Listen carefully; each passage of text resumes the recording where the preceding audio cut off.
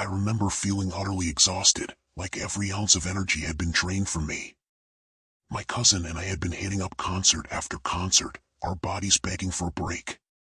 But there was one more event to look forward to, a Matu concert in our city.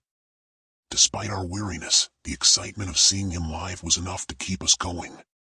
We kept joking about how we'd collapse right after the show, our conversations filled with tired laughter and anticipation. The concert was supposed to be the grand finale of our epic musical journey. Little did we know, something far more sinister was waiting for us at home. The thought of it didn't cross our minds as we prepared for the night. We were too focused on the music, too wrapped up in the thrill of the moment. But that excitement was about to give way to a creeping sense of dread. Something was off, and we had no idea just how much our lives were about to change. When my cousin and I decided to tackle the mess at home while the others were out, we had no idea we were about to face something terrifying. We started with my aunt's room, where she had her altar to Santa Parterra. The room was supposed to be a peaceful space, but the moment we stepped inside, everything changed. It was sweltering outside, the kind of heat that clings to you and makes everything feel sticky and oppressive.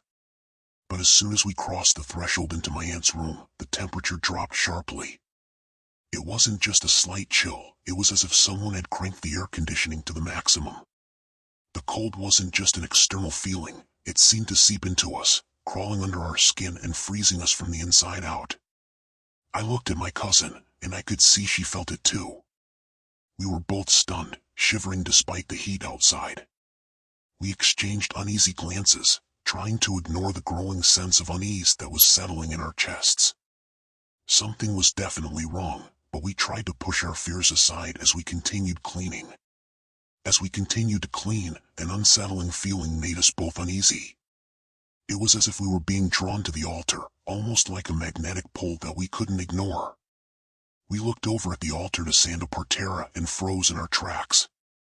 There, on the floor, lay the statue of Santa Parterra, perfectly intact, without a scratch. It had been on the dish before, and now it was on the floor.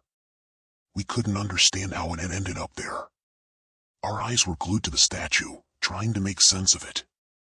But that wasn't all. The photograph of my cousin, the one that had been above the altar, was now placed on the dish where the statue had once stood. It was as if someone had deliberately moved it there, and yet we knew it wasn't us. I looked at my cousin, who was as bewildered as I was. We had been together the entire time, no one else was around to touch or move anything. The room felt colder now, and a creeping sense of dread began to settle over us. The inexplicable sight of the statue in the photograph sent shivers down our spines. What on earth was happening here? After we tried to shake off the unsettling feeling and continued cleaning the house, the sense of dread never fully left us. We moved on to other tasks, but every creak of the floorboards and gust of wind felt like a reminder of what had just happened. We decided to check the altar room once more, thinking we might have missed something. When we opened the door, my heart sank. There, on the altar, was the statue of Santa Parterra, right back where it had been, facing the door. It was as if it had been waiting for us to return. But what really made my stomach churn was the photograph of my cousin.